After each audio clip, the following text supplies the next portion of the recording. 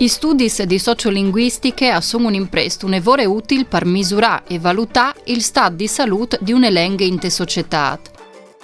La prima ricerche fatte a livello regionale sulle dinamiche sociolinguistiche delle lingue furlane è dal 1977, la seconda dal 1986, tutti dos curadis dall'Istituto di Sociologia Internazionale di Gorizia. Un'altra ricerca dal 1998 è stata portata in avanti dall'Università del Friuli. Il studio più recente è dal 2014, quando la ARLEF, Agenzia Regionale per le Lingue Furlane, affida all'Università del Friuli la realizzazione di una ricerca per conoscere i dati sugli usi, i comportamenti e le opinioni sul conto delle lingue furlane.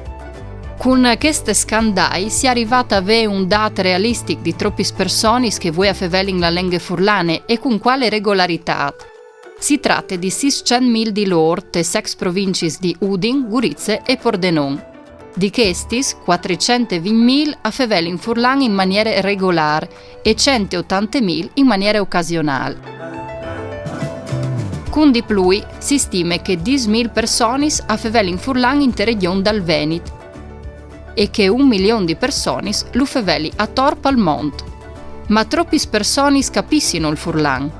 La comprensione delle lingue furlane supera l'83% della popolazione in te 6 province di Gorizia e di Pordenone e passa il 96% in te ex province di Udin. Dall'ada Jains il tasso di perdita dall'uso del furlan si è ridotto. Fin a Jains 2000 la perdita era dall'1% ad anno. Vue è dal 0,6% ad anno.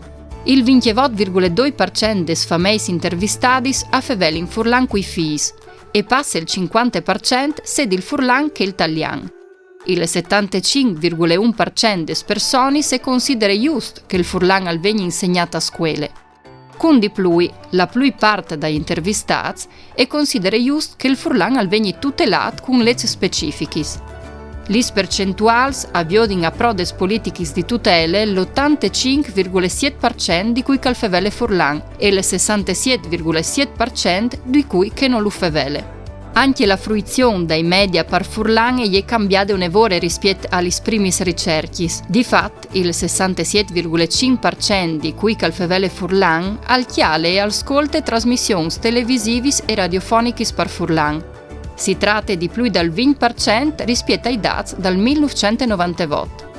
Con riferimento ai giovani, che hanno mancul di 30 anni favellano in maniera attiva per furlan di più di che hanno dai 30 ai 40 anni. Con di più hanno un'opinione positiva in merito ai lingue, al suo valore culturale e al contesto di riferimento, refutando le connotazioni negative del passato.